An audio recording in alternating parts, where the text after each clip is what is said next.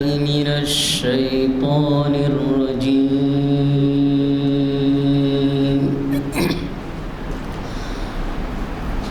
بسم الله الرحمن الرحيم.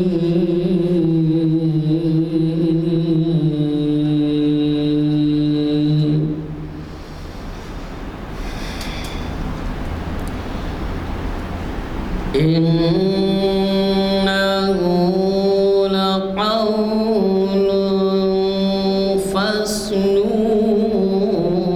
وما هو بالهزل إنهم يكيدون كيدا وأكيد كيدا فمهل الكافرين أمهلهم رويدا. صدق الله العظيم.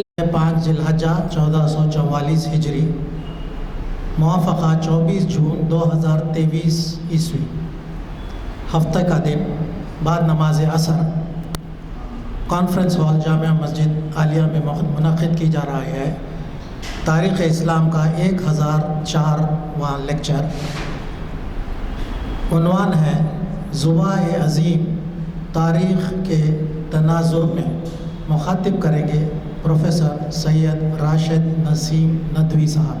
میں گزارش کرتا ہوں پروفیسر صاحب سے وہ ڈائز پر آئیں اور ہمیں مخاطب کریں. پروفیسر ایوارڈ لیے ہوئے ہیں, آپ مبارک دیتے ہیں, ان کو مبارکباد دیتے ہیں اس چیز کی. الحمدللہ رب العالمین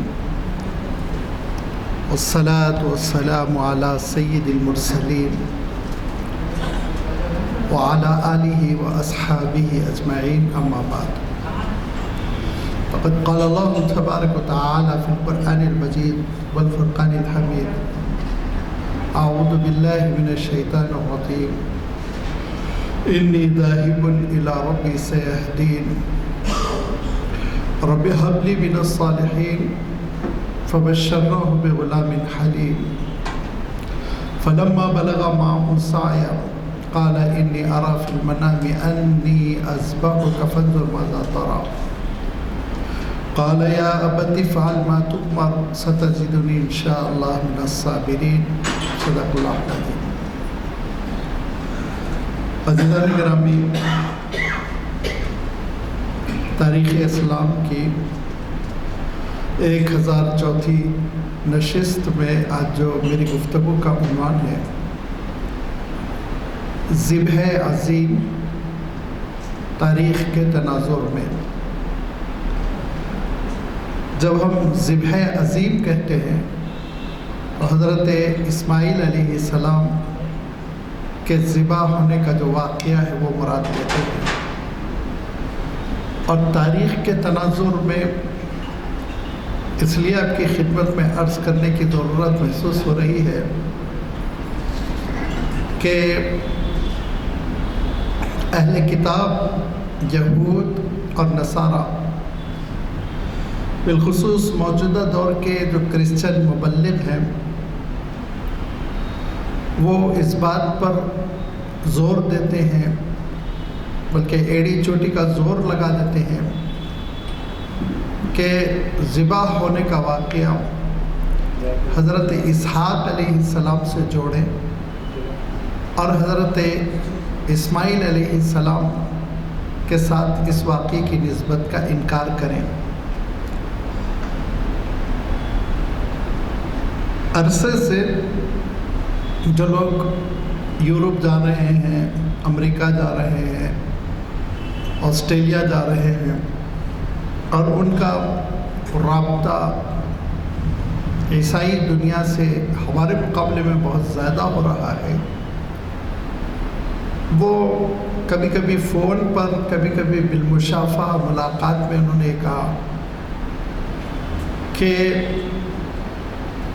موجودہ دور کے عیسائیوں کا یہ خیال ہے کہ ذبیح حضرت اسماعیل نہیں حضرت اسحاق ہے، اور وہ اولڈ ٹیسٹمنٹ کی دلیل پیش کرتے ہیں، اگرچہ کہ یہ تاریخی غلطی بہت پرانی ہے، لیکن آج کل ہمارے نوجوانوں کو واسطہ پڑ رہا ہے، شکوک و شبہات میں پڑ رہے ہیں۔ چونکہ زمانہ ذی الحجہ کا ہے اور حضرت ابراہیم حضرت اسماعیل کا تذکرہ ہوتا ہی رہتا ہے، اسی لیے مجھے یہ زیادہ بہتر محسوس ہوا کہ گفتگو اس تاریخی تناظر میں کی جائے۔ جہاں تک ہمارے ایمان کا تعلق ہے، ہم قرآن پاک پر ایمان رکھتے ہیں، اس کے بیان کو ہم سچا سمجھتے ہیں، لیکن جو لوگ قرآن پاک کو وحی الہی کی حیثیت سے قبول نہیں کرتے، ایمان سے ناشنا ہیں، تو ان کے لیے تو تاریخی طور پر ثابت کرنا ہوگا، ہسٹوریکلی ثابت کرنا ہوگا۔ اگر آپ کتاب پیدائش کا مطالعہ کریں تو بک آف جینیسس جس کو کہتے ہیں، چیپٹر نمبر 16 اور 17، 16 اور 17 نمبر کا جو باب ہے، ایک بار آپ پڑھیں تو عجیب و غریب حقیقتیں ہمارے اور آپ کے سامنے آئیں گی۔ ہم بیشتر جو جمعہ کے خطبات میں عیدین کے موقع پہ واقعہ سنتے ہیں کہ حضرت ابراہیم علیہ السلام جب کلدان کی سلطنت سے ہجرت کر کر مصر پہنچے تو مصر میں بھی سورج کی پرستش ہوتی تھی، مشرکانہ ماحول تھا، اور حضرت ابراہیم علیہ السلام کی دعوت توحید اس وقت قبول نہیں کی گئی، بڑی مخالفتیں ہوئی۔ اس وقت کا جو بادشاہ تھا وہ حضرت ابراہیم علیہ السلام کی نہ صرف مخالفت پر تل آیا تھا بلکہ حضرت بی بی سارہ کو تکلیف پہنچانے کی بھی کوشش کی تھی۔ اللہ تعالیٰ نے حفاظت فرمائی۔ میں اس تفصیل میں نہیں جانا چاہتا ہوں۔ جب حضرت ابراہیم علیہ السلام مصر چھوڑ کر فلسطین کی طرف آگے بڑھنے لگے تو اس وقت کا بادشاہ اتنا متاثر ہوا تھا کہ اس نے کہا تھا کہ یہ میری شہزادی ہے، اس کو آپ اپنے نکاح میں لے لیں۔ حضرت ابراہیم علیہ السلام نے اس لیے مناسب نہیں سمجھا کہ حضرت سارہ پہلے سے نکاح میں تھی، ساتھ تھی ہوں، تو آپ نے انکار کیا۔ تو بادشاہ کے الفاظ ہے کہ میں یہ چاہتا ہوں کہ میری بیٹی کسی محل کی ملکہ بن کر رہے، اس سے کہیں بہتر ہوگا، اس سے کہیں اچھا ہوگا کہ آپ کی نوکرانی بن کر رہے، کیونکہ حضرت ابراہیم علیہ السلام کے معجزات اس نے دیکھے تھے۔ لہذا اس نے کہا کہ یہ آپ کے ساتھ جائیں گی۔ حضرت ابراہیم علیہ السلام نے کہا مجھے ضرورت نہیں، اگر سارہ مناسب سمجھتی ہے تو ساتھ رکھ لیں۔ تو حضرت سارہ نے کہا مجھے اعتراض نہیں، تم ساتھ چل سکتی ہو۔ اور ان کا نام ہاجر رکھا گیا، ہاجرہ بھی تلفظ کیا جاتا ہے لیکن عربی کے اعتبار سے ہاجر ہے، اور حضرت ہاجرہ بھی اب ساتھ چلی۔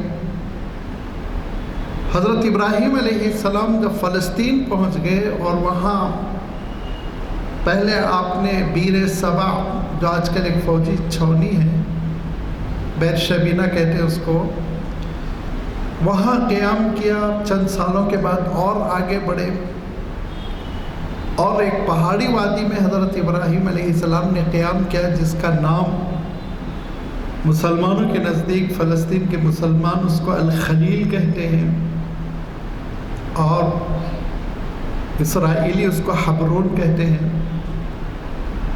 جب حضرت ابراہیم علیہ السلام نے دیکھا کہ یہ فلسطینی بڑے بھلے لوگ ہیں، نرم طبیعت کے ہیں، دعوت کو قبول کر رہے ہیں، حالات پرسکون ہو گئے، تو دعا کی رب حب لی من الصالحین کہ اللہ مجھے نیک اولاد ہو، میں چاہتا ہوں کہ میرے وہ جانشین ہوں جو دین کی خدمت انجام دیں. جبکہ حضرت ابراہیم علیہ السلام کی عمر مبارک اسلامی روایتوں سے بھی اور تورات کی روایتوں سے بھی 86 سال ہو چکی تھی. اللہ تعالیٰ کی جانب سے خوشخبری ملی فبشرناہ بغلام حلیم، ہم ایک صبر کرنے والے سنجیدہ بردبار بیٹے کی آپ کو خوشخبری دیتے ہیں. اور حضرت ہاجرہ حاملہ ہوئی کیونکہ حضرت بی بی سارہ نے یہ کہا کہ آپ ان سے نکاح کر لیجئے، مجھے اولاد کی توقع نہیں ہے. تو حضرت ابراہیم نے فلسطین میں ان سے نکاح کر لیا تھا. لیکن یہودی لٹریچر میں ان کے لیے بدتمیزی کا لفظ آتا ہے اور جگہ جگہ وہ لونڈی ہاجرہ لکھتے ہیں. شہزادی تھی، مصر کی شہزادی تھی، اور پھر وہ حضرت ابراہیم علیہ السلام کے نکاح میں آئی. جب انہوں نے آسمانی کتابوں میں تبدیلی کی کوشش کی تو کہیں کہیں کر سکے، کہیں کہیں نہیں ہوئی. لہذا آپ حیرت کریں گے کہ کتاب پیدائش جس کا میں حوالہ دیا اس کے باب نمبر 16 میں آپ دیکھیں گے کہ ایک جگہ ان کے لیے وہی لفظ ہے جو میں بار بار استعمال نہیں کرنا چاہتا ہوں، دوسری جگہ خود اسی میں ہے، اور ان کی بیوی ہاجرہ حاملہ ہوئی. بیوی کا لفظ ہے. اسے یہ پتہ چلا کہ حضرت ہاجرہ سے بہرحال حضرت ابراہیم علیہ السلام کا نکاح ہوا تھا اور وہ پھر حاملہ ہوئی، ولادت ہوئی. حضرت اسماعیل علیہ السلام پیدا ہوئے. اللہ کے حکم سے نام اسماعیل رکھا گیا کیونکہ اسماعیل کے معنی یہ ہے کہ اللہ نے سن لیا. اسما معنی سننے کے ہیں، ایل عبرانی میں الہ کے ہیں، اللہ کے ہیں. تو چونکہ حضرت ابراہیم علیہ السلام کی دعا سن لی گئی تھی اور حضرت ابراہیم علیہ السلام کو فرزند تولد ہوا، اسی لیے اسماعیل نام رکھا گیا. پھر مکہ مکرمہ کا واقعہ پیش آیا. آپ جانتے ہیں کہ حضرت ابراہیم علیہ السلام کو حکم ہوا کہ اپنی اہلیہ حضرت ہاجرہ اور بیٹے اسماعیل کو لے جا کر مکہ مکرمہ میں آباد کر دو. یہ قرآن پاک کا بڑا پیارا بیان ہے. انی اسکنت من ذریتی بواد غیر ذی زرع عند بیتک المحرم ربنا لیقیموا الصلاۃ. حضرت ابراہیم علیہ السلام کہتے ہیں اللہ میں نے اپنی اہلیہ کو، اپنے بیٹے کو تیرے گھر کے پاس لا کر آباد کیا تاکہ وہ عبادت کریں. اور اگر آپ تورات کا بیان پڑھیں گے تو تورات میں آپ دیکھیں گے کہ حضرت بی بی سارہ جیسی مقدس خاتون، وہ بڑی جلسی، جلنے والی، لڑاکو قسم کی، لڑ کے حضرت ہاجرہ کو گھر سے نکال دیا. یہ تورات کا بیان ہے. اور قرآن پاک کا یہ بیان ہے کہ حضرت ابراہیم علیہ السلام نے اللہ کی عبادت کے لیے لے جا کر آباد کیا. اب جس کا ذوق جیسا وہ قبول کرے.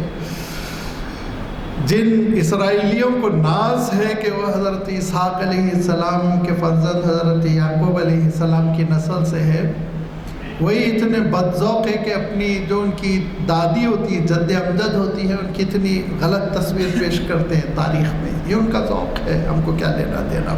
لیکن قرآن پاک نے اور اللہ کے رسول صلی اللہ علیہ وسلم نے اس سلسلے میں جو حقیقت بیان فرمائی وہ یہ کہ اللہ تعالیٰ کے دین کی خدمت کے لیے بڑی خدمت اللہ تعالیٰ لینا چاہ رہا تھا.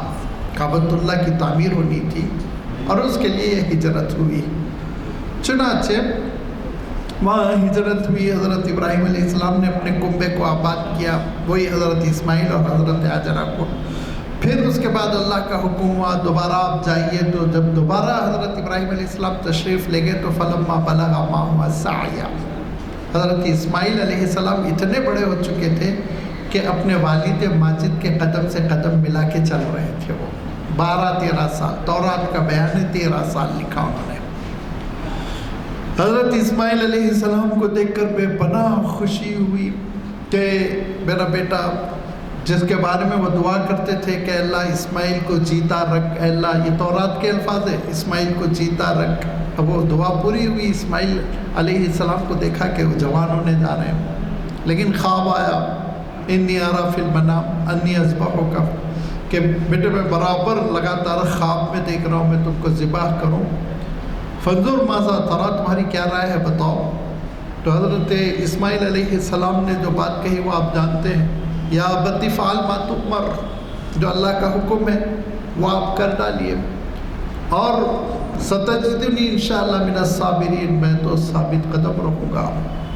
ایسے ثابت قدم کہ حضرت اسماعیل علیہ السلام کے سلسلے میں اللہ تعالیٰ ارشاد فرماتا ہے وَاذْكُرْ فِي الْكِتَابِ اسماعیل، اللہ کی کتاب میں اسماعیل کا بھی تذکرہ کرو، اِنَّهُ كَانَ صَادِقَ الْوَعْدِ وَكَانَ رَسُولًا نَبِيًّا، وہ رسول و نبی تو تھے ہی لیکن وعدے کے بڑے پکے تھے، قول و قرار کے بڑے پابند تھے، اپنی بات سے ذرہ برابر نہیں رکھتے تھے۔ حضرت اسماعیل علیہ السلام کی خصوصیت ہے، ایسی خصوصیت کہ حضرت اسماعیل علیہ السلام کو جب حضرت ابراہیم علیہ السلام لے کر چلے تو سب سے پہلے تو مینا میں داخل ہونے سے پہلے ابلیس آیا انسانی شکل میں، بڑا ہمدرد اور بڑا بحیخہ بن کر کہ ارے بیٹے تم کو کہاں لے کے جا رہے ہیں، تمہارے والد و ماجد کا کچھ ابا کو کام ہوگا مجھے لے جا رہے ہیں۔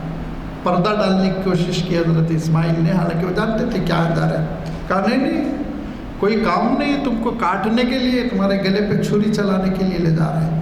تو حضرت اسماعیل علیہ السلام قول و قرار کے پابند تھے، اپنے والد کو زبان دے چکے تھے۔ حضرت اسماعیل علیہ السلام نے کہا کہ کوئی پرواہ نہیں، اگر وہ اللہ کے حکم کی اطاعت کر رہے ہیں، تعمیل کر رہے ہیں تو مجھے کوئی اعتراض نہیں ہے۔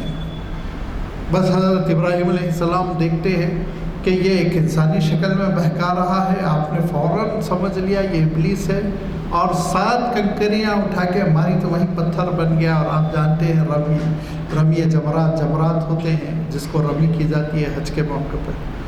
پھر آگے بڑھے مینا میں، وہاں پہنچ گئے جہاں پہ کہ حضرت اسماعیل کو ذبح کرنا تھا، مذبح۔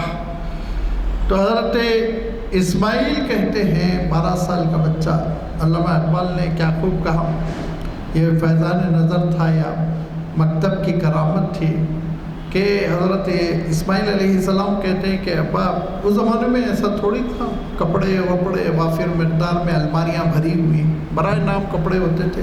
کہا ابا یہ واحد جھبا ہے میرا، اس جھبے کو آپ اتار کر رکھ لیں کیونکہ کفن کے لیے آپ کو ضرورت پڑے گی۔ اتنا حضرت اسماعیل علیہ السلام یقین کے ساتھ ہے کہ یہ ہونا ہے۔ حضرت ابراہیم علیہ السلام نے جھبا اتار لیا ان کا اور کہا کہ بیٹے تم پیشانی کے بل لیٹ جاؤ۔ فلما اسلما وتلہ للجبین، 2 حکمتیں تھیں۔ حکمت نمبر 1 یہ کہ حضرت ابراہیم علیہ السلام نے اس لیے پیشانی کے بل لٹایا کہ چہرہ دیکھنے کی نوبت نہ آئے۔ حکمت نمبر 2 سجدے کی شکل ہو جائے، گویا اللہ کے دربار میں سجدہ ریز ہے۔ پھر حضرت اسماعیل کہتے ہیں کہ ابا ایسا ہو سکتا ہے آپ کے ہاتھ میں لغزش ہو جائے، تھر تھرا جائے، بیٹا بیٹا ہوتا ہے، اسی لیے آپ آنکھ پر پٹی باندھ لیجیے۔ اتنا یقین کامل، کانا صادق الوعد، جو بات کہہ دی اب وہ ہونا ہی ہونا ہے۔ حضرت ابراہیم علیہ السلام نے پٹی بھی باندھ لی اور اس کے بعد سے اس گردن پر چھری چلائی تو کھر کھر کھر کھر ہو رہی ہے، اور ایسا لگا کہ گردن کٹ گئی تو پٹی کھولی فوراً تو دیکھا دمبا ہے۔ وَفَدَيْنَاهُ بِذِبْحٍ عَظِيمٍ، یہ ہے ذبح عظیم جو میں نے عنوان دیا۔ عظیم الشان قربانی تھی، تاریخ میں اس سے بڑھ کر کوئی قربانی نہیں ہے۔ کیوں؟ ایک تو یہ کہ حضرت ابراہیم علیہ السلام نے، جو قرآن پاک میں آیا ہے نا، لَن تَنَالُوا الْبِرَّ حَتَّى تُنْفِقُوا مِمَّا تُحِبُّونَ، راہ خدا میں چہیتی ترین چیز کو، اپنی اکلوتی اولاد کو قربان کیا۔ اور پھر اس لیے ذبح عظیم ہے کہ جنت کے تنبے سے بدل دیا گیا، اور اس لیے ذبح عظیم ہے کہ تا قیامت اللہ تعالیٰ نے اس سنت کو جاری کر دیا۔ تو اس کی عظمتوں کا آپ اندازہ کر سکتے ہیں۔ یہ عظمتیں اللہ تعالیٰ نے مقدر فرمائی تھی حضرت اسماعیل علیہ السلام کے ساتھ۔ اب اہل کتاب کو یہ حضرت اسماعیل علیہ السلام کا مقام، آپ کی یہ قربانی، آپ کا یہ کارنامہ اور ایسی عظمت، ایسی فضیلت جس میں تاریخ انسانی میں کوئی شریک نہیں، یہ گوارا نہیں تھی، کیونکہ وہ حضرت اسحاق علیہ السلام سے چلے تھے، ان کی نسل حضرت اسحاق علیہ السلام کی نسل ہے۔ لہذا انہوں نے تاریخ میں تبدیلیاں شروع کر دی، وہ زمانہ ایسا نہیں تھا کہ کتابیں چھپ چکی ہیں اور کئی ایڈیشن نکلے ہوئے ہیں لائبریریوں میں سیف ہے چینج نہیں کر سکتے، نہیں، وہ تو عام طور پر جھلیوں پہ لکھی ہوتی تھی، یادداشت میں ہوتی تھی۔ لہذا انہوں نے جہاں قربانی کا مسئلہ آیا وہاں اسحاق تو لکھ دیا، لیکن آگے پیچھے نہیں چینج کر سکے، آگے پیچھے کے جو بیانات ہیں وہ تبدیل نہیں کر سکے۔ اب آج وہ یہ کہتے ہیں کہ ذبیح کون ہے؟ حضرت اسحاق ہے، اسماعیل نہیں یہ کہتے ہیں، اور اتنا دھڑلے سے کہتے ہیں علی الاعلان کہ مسلم اسکالرز ڈاؤٹ فل ہو گئے، جنہوں نے گہرائی کے ساتھ مطالعہ نہیں کیا وہ بھی کنفیوز ہو گئے، اور انہوں نے کہا کہ قرآن پاک میں کہاں حضرت اسماعیل کا نام ہے؟ ارے سورہ صافات کی 99 100 102 3 4 5 تک جائیے، یہ 6-7 آیتوں میں اللہ تعالیٰ نے جو واقعہ بیان فرمایا اس میں اللہ تعالیٰ ارشاد فرماتا ہے کہ ہم نے ان کو ایک صالح اولاد کی خوشخبری دی، اور اس اولاد کے ساتھ پھر قربانی کا معاملہ پیش آیا۔ میں اختصار کے ساتھ بات کر رہا ہوں، اور پھر ہم نے قربانی کو عظیم الشان قربانی بنا دیا، وَفَدَيْنَاهُ بِذِبْحٍ وَتَرَكْنَا عَلَيْهِ فِي الْآخِرِينَ، آنے والی نسلوں کے لیے زندہ رکھا۔ پھر فرمایا وَبَشَّرْنَاهُ بِإِسْحَاقَ، اور ہم نے پھر ابراہیم کو اسحاق عنایت فرمایا۔ تو حضرت اسحاق ابھی پیدا ہی نہیں ہوئے تو ان کی قربانی کیسے ہوئی؟ یہ تو مسلمان کو غلط فہمی نہیں ہونی چاہیے تھی۔ ویسے اتنا مسئلہ کلیئر ہے کہ اللہ کے رسول صلی اللہ علیہ وسلم تشریف لے جا رہے تھے تو پیچھے سے ایک صاحب نے آواز دی اور کہا یا ابن الذبیحتین، یا ابن الذبیحین، اے دو ذبح ہونے والوں کے بیٹے۔ تو آپ صلی اللہ علیہ وسلم مسکرا پڑے، کیونکہ حضرت عبداللہ کے ساتھ بھی ذبح کا واقعہ ہوا تھا اور 100 اونٹ کے ذریعے سے ان کو بدل دیا گیا تھا، اور ایک ذبح ہونے والے، یہ دوسرے ذبح ہونے والے آپ کے جد امجد حضرت اسماعیل۔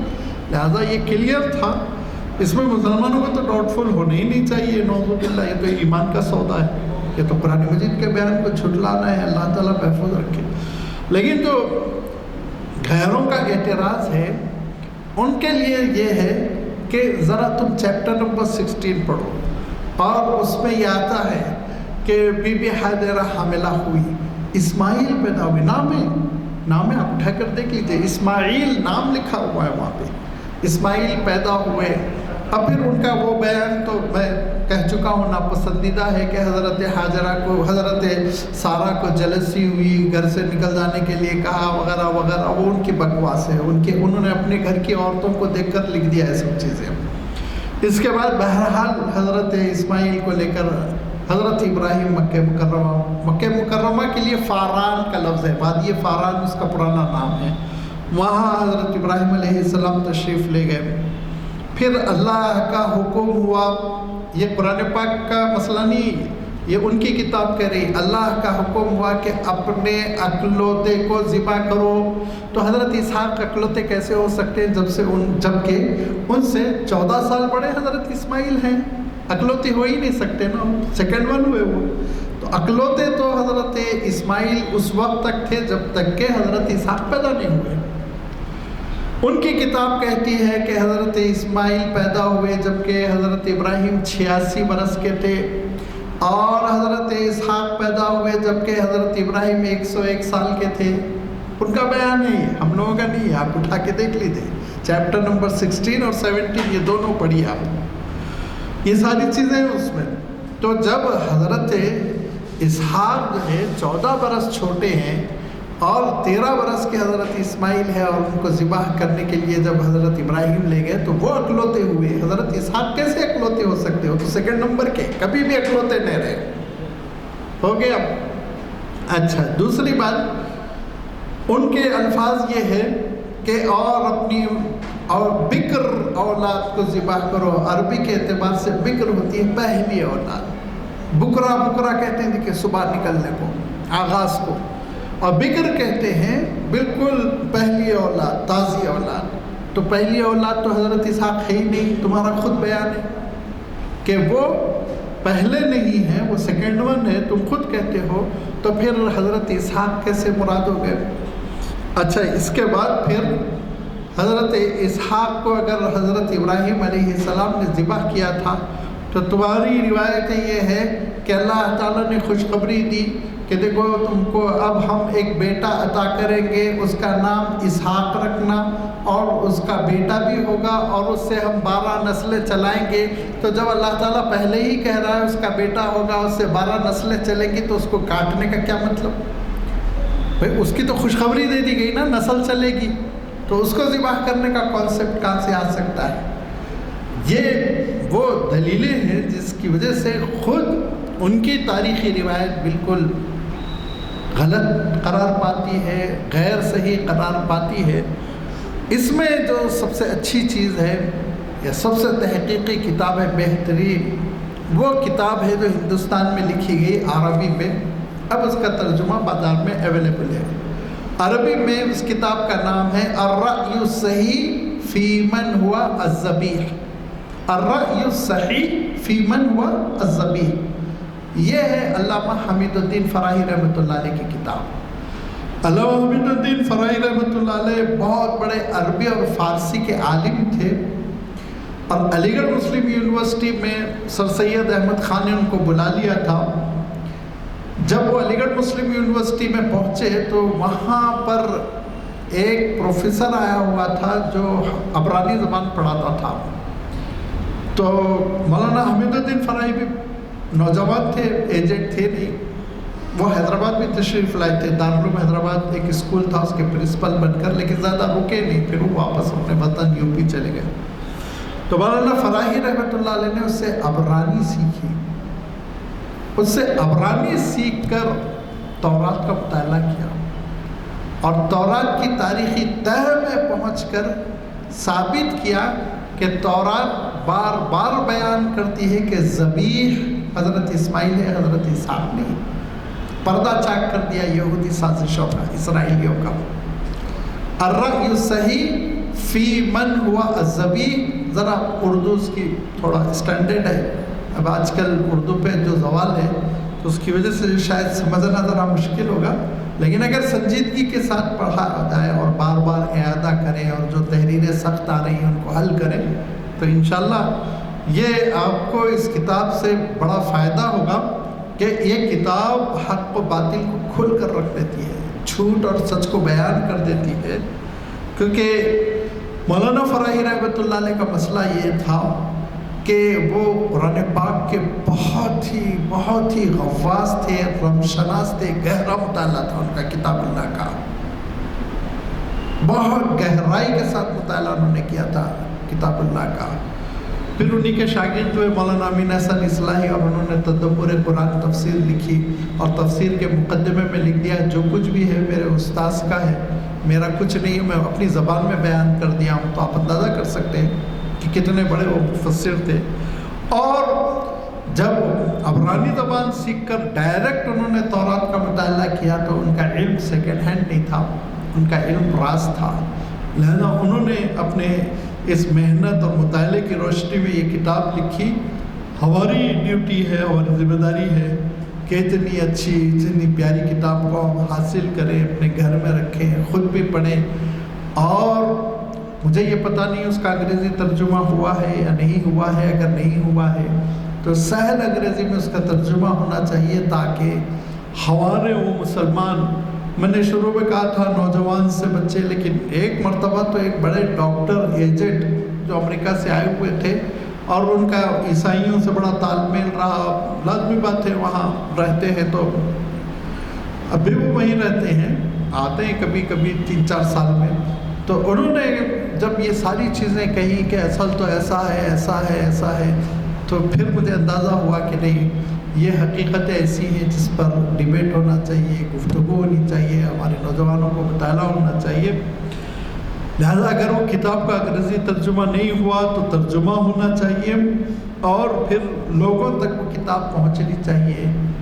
یہ دراصل یہ اسرائیلیوں کا مسئلہ یہ تھا کہ بنی اسماعیل سے وہ چڑھتے تھے، حضرت اسماعیل علیہ السلام کی نسل سے چڑھتے تھے، اور ان کو کہتے تھے لیسا علینا فی الامیین سبیل، یہ جنٹائل ہے، ان کی کوئی حیثیت نہیں، ان سے پیسے لوٹ لو، ان کا گھر لوٹ لو، ان کو کاٹ دو مار دو، کوئی حرج نہیں ہے، ہم سے باس پرس نہیں ہوگی اللہ کے پاس، ہم اونچی نسل کے ہیں، یہ اس نسل کے نہیں ہیں جو عام طور پہ ذات پات کا مسئلہ آ جاتا ہے۔ اور جب اللہ کے رسول صلی اللہ علیہ وسلم کی بعثت ہوئی تو ان کی یہ جلسی اتنی عروج پہ پہنچ گئی کہ انہوں نے خود تورات کے کئی بیانات میں تبدیلی کی کوشش کی، کیونکہ اللہ کے رسول صلی اللہ علیہ وسلم کی آمد کی خبریں بڑی وضاحت کے ساتھ تورات میں تھی، بڑی وضاحت کے ساتھ انجیل میں تھی، اور اب بھی ہے۔ تبدیل شدہ شکل میں بھی کئی مقامات ہیں جہاں صرف اور صرف اس کے مصداق اللہ کے رسول صلی اللہ علیہ وسلم ہو سکتے ہیں اور کوئی نہیں ہو سکتا، لیکن بہرحال وہ چھپاتے ہیں۔ اور جس کو اللہ تعالیٰ نے کہا کہ وَمَنْ أَظْلَمُ مِمَّنْ كَتَمَ شَهَادَةً عِنْدَهُ مِنَ اللَّهِ، ان سے بڑھ کر کوئی ظالم نہیں جن کے پاس ایک حقیقت ہے اور وہ اس کو چھپاتے ہیں، پردہ ڈال کر رکھتے، بیان نہیں کرتے۔ ان کا عالم یہ تھا کہ وہ اتنا واقف تھے اللہ کے رسول صلی اللہ علیہ وسلم سے، اتنا واقف تھے، اتنی نشانیاں تھیں کہ اللہ تعالیٰ خود ارشاد فرماتا ہے وہ اللہ کے رسول کو ایسے پہچان گئے تھے جیسے باپ بیٹے کو پہچانتا ہے، کوئی شبہ نہیں تھا۔ لیکن حسداً من عند انفسہم، حسد، جلسی، یہ کیسے ہو سکتا ہے کہ بنی اسماعیل پہ نبوت چلی جائے؟ یہ کیسے ہو سکتا ہے کہ ہم سے یہ منصب چھین لیا جائے، ختم نبوت اور آخری رسول بنی اسماعیل میں پیدا ہو جائے؟ اس وجہ سے انہوں نے ساری مخالفتیں کی اور ساری سازشیں کی، اور اسی لیے آپ دیکھیں گے کہ اللہ تعالیٰ نے سورۃ البقرہ میں، سورہ آل عمران میں ان کی ان سازشوں کا، تحریفات کا، چینج کرنے کی جو کوششیں کی، ان سب کا اللہ تعالیٰ نے پردہ چاک کیا، یہاں تک کہ اللہ تعالیٰ نے ارشاد فرمایا کہ النبی الامی الذی یجدونہ مکتوبا عندہم فی التوراۃ والانجیل، یہ وہ نبی امی ہیں جو لکھے ہوئے ہیں، جن کا امیج اور جن کا تعارف تورات میں بھی ہے، انجیل میں بھی ہے، اب انکار کرتے ہیں، ان کی غلطی۔ فرمایا کہ اگر اللہ کے رسول صلی اللہ علیہ وسلم کا اعتراف کرو گے تو تمہاری خود کتابیں سچی قرار پائیں گی، اور اگر اللہ کے رسول صلی اللہ علیہ وسلم کا انکار کرو گے تو تمہاری کتابیں خود جھوٹی قرار پائیں گی، جنہوں نے یہ ساری پیشن گوئیاں بیان کی۔ ایک جگہ تو نام تبدیل کر کے لکھ دیا اسحاق، لیکن جو بیک گراؤنڈ ہے، جو خلفیہ ہے، آگے پیچھے جو اللہ تعالیٰ نے حالات بیان کیے ہیں، وہ ان کو چینج نہیں کر سکے، ان کو تبدیل نہیں کر سکے، لہٰذا ان کی ایک تاریخی غلطی ہو گئی جو ان سے ہضم نہیں ہوتی، کہ اللہ تعالیٰ نے کہا کہ یہ اس مقام پہ ہوں گے کہ وہ مروا کا پہاڑ ہوگا، اس کو انہوں نے مرو کا پہاڑ کر دیا، یہ بکا کی وادی ہوگی تو اس کو انہوں نے بکا کی دیوار کر دیا، تبدیلیاں کرتے چلے گئے، تحریف کرتے چلے گئے، لیم بِأَلْسِنَتِهِمْ وَطَعْنًا فِي الدِّينِ، اللہ کے دین میں تحریف کرنے کی کوشش کرتے ہوئے ان سے یہ خطا ہوئی۔ حضرت اسماعیل علیہ السلام یہ ذبیح ہیں، 100% ذبیح، کوئی شک و شبہ نہیں، اور اس کا سب سے بڑا ثبوت، تاریخی ثبوت، یہ تو ان کی کتاب سے ہم نے خود ان کا رد کیا، اور بھی دلائل ہیں ان کی کتاب میں، لیکن جو سب سے بڑا ثبوت امام ابن کثیر رحمۃ اللہ علیہ نے بیان کیا وہ یہ کہ حضرت اسماعیل علیہ السلام کی اس قربانی سے لے کر، امام ابن کثیر اپنے زمانے تک کہہ رہے ہیں، میں اپنے زمانے تک کہوں گا، آج تک برابر مکہ مکرمہ میں قربانیوں کا رواج ہے۔ دور جاہلیت میں بھی عرب، یاد رکھیے، قربانی دیتے تھے، اور ان کو معلوم تھا یہ حضرت اسماعیل علیہ السلام کی سنت ہے۔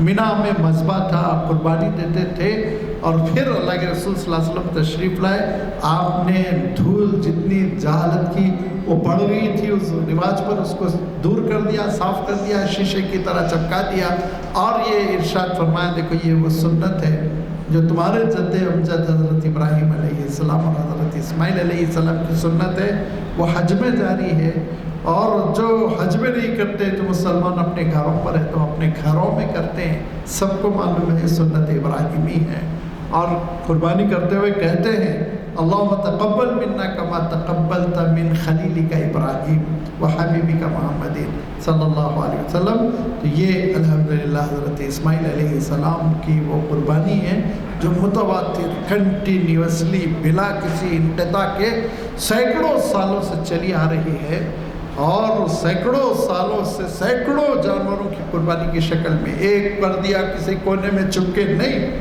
کھلے عام ہم الحمدللہ ہر جگہ یہ قربانی ہوتی ہے۔ تو یہ حضرت اسماعیل علیہ السلام ذبح ہیں، اس کو اللہ تعالیٰ نے ذبح عظیم کہا، عظیم الشان قربانی قرار دیا۔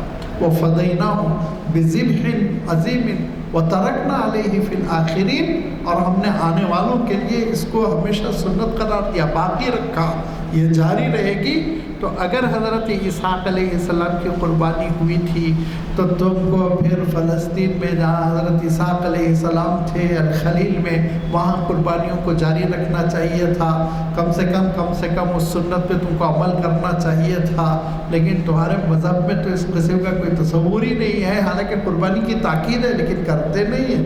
تو اس کے معنی یہ ہے کہ جس چیز کو تم نے محفوظ نہیں رکھا دراصل اس کی جڑ بھی نہیں ہے، اور جس چیز کو امت مسلمہ نے محفوظ رکھا اس کی جڑ ہے، حقیقت ہے۔